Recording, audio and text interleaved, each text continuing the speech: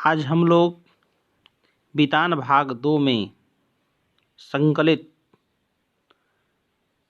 Silver vending कहानी का अध्ययन करेंगे। इस कहानी का अध्ययन करने से पहले आप इस चैनल को सब्सक्राइब कर लीजिए और हिंदी की कक्षाओं का आनंद लेते रहिए। मनोहर श्याम जोशी की कहानी सिल्वर वेडिंग अपने आप में एक अद्वितीय कहानी है। इस कहानी के बारे में हम लोग जितनी भी चर्चा करेंगे कम ही होगी। इस चर्चा से पहले हम मनोहर श्याम जोशी जी के बारे में आपको बता दें कि मनोहर श्याम जोशी हिंदी आधुनिक साहित्य के श्रेष्ठ गद्यकार, उपन्यासकार, व्यंग्यकार, पत्रकार, दूरदर्शन धारावाहिक लेखक, जनवादी विचारक, फिल्म पटकथा लेखक, उच्च कोटि के संपादक, कुशल प्रवक्ता तथा स्तंभ लेखक थे। उनका जन्म 9 अगस्त 1933 अजमेर और निधन 30 मार्च 2006 दिल्ली में हुआ था। चले कहानी की ओर। बच्चों, कहानी तो कहानी ही होती है और कहानी जब लिखी जाती है वर्तमान परिवेश में, लेकिन उसकी प्रासंगिकता सदियों तक रहती है। सिल्वर वेडिंग कहानी के बारे में हम जितनी भी चर्चा करेंगे उतनी ही कम होगी, क्योंकि यह कहानी आज घर घर में देखने को मिलती है। कहते हैं बच्चों की अतीत के धरातल पर वर्तमान की नींव जब रखी जाती है तो भविष्य इतना सुनहरा दिखलाई पड़ता है कि जीवन संवर जाता है। इस कहानी के बारे में यदि हम जितनी भी चर्चा करें वह कम ही होगी। सिल्वर वेडिंग यथार्थ में वर्तमान युग के बदलते जीवन मूल्यों की कहानी है। कहानी के केंद्रीय चरित्र यशोधर बाबू पाश्चात्य सभ्यता से विरक्ति रखते हैं। पाश्चात्य सभ्यता यानी आधुनिक समाज, आधुनिक सभ्यता, मॉडर्न युग। उनका व्यवहार अपनी पत्नी और बच्चों के प्रति उनके विरोध की भावना को दर्शाता है, क्योंकि वे पुराने विचारों का समर्थन करते हैं जबकि उनका परिवार आधुनिक विचारों के पक्ष में रहता है। बदलते जीवन मूल्य के साथ आज की पीढ़ी सामाजिक परंपराओं को दकियानूसी मानकर छोड़ दे रही है।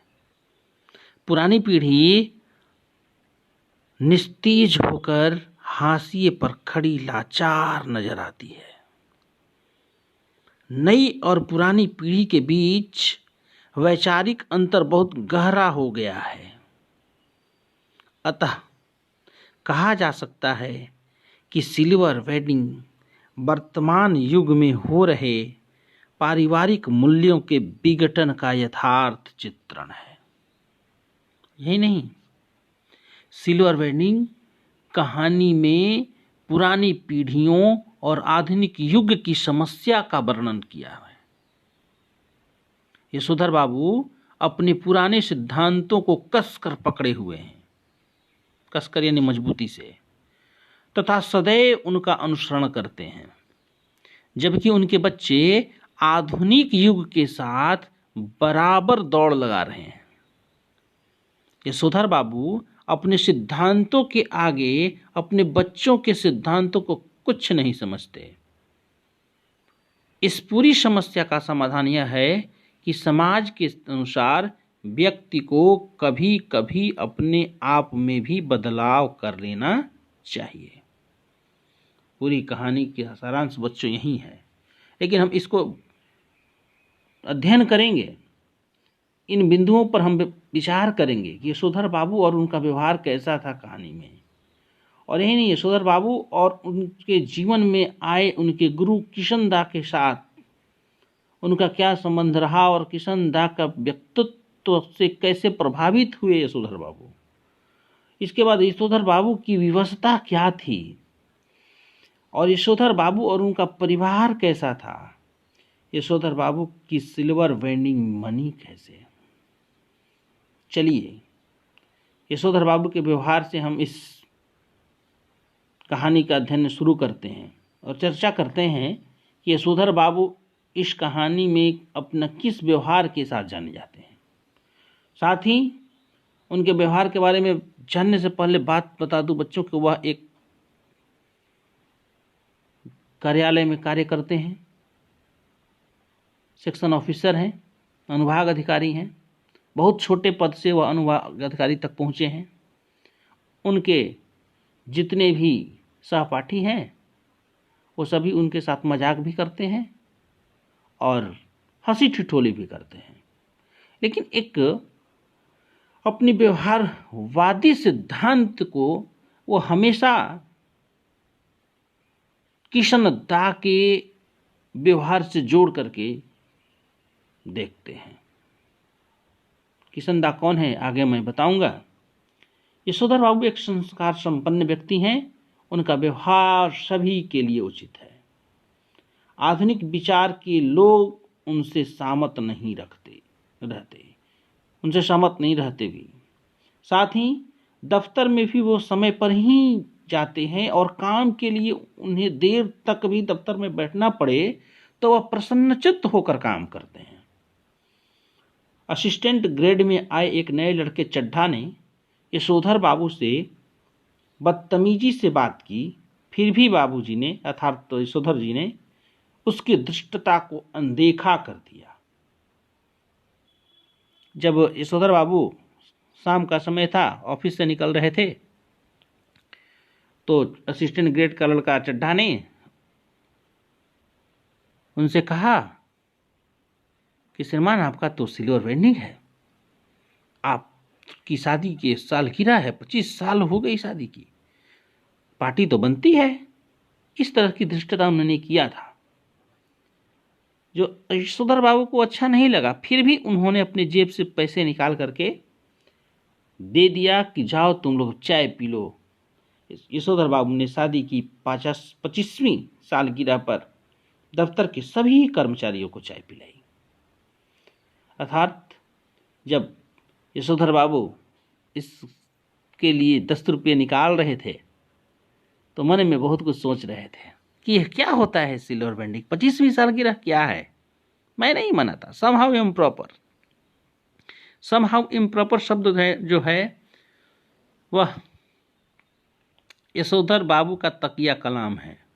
जब कोई भी किसी का व्यवहार अच्छा नहीं लगता है तो तुरंत कहते हैं कि यह तो मेरे लिए समहाउ इम्प्रॉपर है। यशोधर बाबू के जीवन में किशन दा का प्रवेश कैसे होता है।